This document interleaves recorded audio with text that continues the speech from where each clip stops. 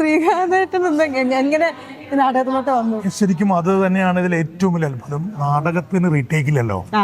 നമ്മളൊരു മണ്ടത്തരം കാണിച്ചാൽ അത് അവിടെ ഉണ്ട്, പൂവലാണെങ്കിൽ അപ്പം കിട്ടും.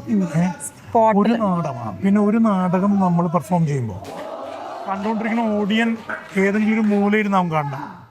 ആ മൂലയിൽ നിന്നുള്ള കാഴ്ച അയാളുടെ മാത്രം നാടകം.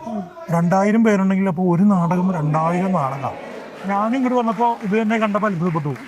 പിന്നെ ഇപ്പോൾ ശരിക്കും നാടകവും സിനിമയും ഒക്കെ ഇടകലർന്ന് കാലങ്ങളായിട്ടുണ്ട്. പക്ഷേ നാടകവും സിനിമയും തമ്മിൽ വളരെ ഗൗരവമായിട്ടൊരു ബാന്ധവം ഈ അടുത്ത കാലത്ത് നമ്മൾ കാണുന്നുണ്ട്. ഈ എപ്പോഴും സിനിമയുടെ അഡ്വാൻറ്റേജ്, സിനിമ ഭയങ്കര പ്രിവിലേജ്ഡാണ്. നമുക്ക് 10ഉം 15ഉം ടേക്കൊക്കെ പോവാം, എന്നിട്ട് നാളെ രാവിലെ വന്ന് വീണ്ടും ടേക്ക് പോവാം.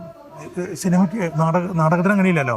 അപ്പോൾ സിനിമയുടെ ആ സൗകര്യങ്ങളിൽ നിന്ന് കുറെ കൂടി സ്പെസിഫിക് ആയിട്ട്, കുറെ കൂടി ഗൗരവമായിട്ട്, കുറെ കൂടി മനസ്സാന്നിധ്യത്തോടെ, പ്രസൻസ് ഓഫ് മൈൻഡോട് കൂടിയിട്ട് ഒരു ഊടുംപാവും നെയ്യുന്നതിന് ഒരു ചെറിയ പെർഫോമൻസിന് ചിലപ്പോൾ ഒരു ചെറിയ എൻട്രിയെ നമ്മുടെ ഉണ്ടാവുള്ളൂ.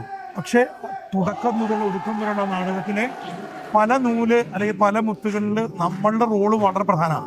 നമ്മൾ കറക്റ്റ് സമയത്ത് കയറി പണി നടത്തി ഇറങ്ങിയില്ലെങ്കിൽ, ഞാൻ അതിന് ഏറ്റവും പെരിഫറലായിട്ട് പറയാമല്ലോ, നാടകത്തിൻ്റെ ആ ഒരു അത്ഭുതമാണ് നമ്മളെപ്പോഴും നാടകത്തിലേക്ക് ആകർഷിക്കുന്നത്.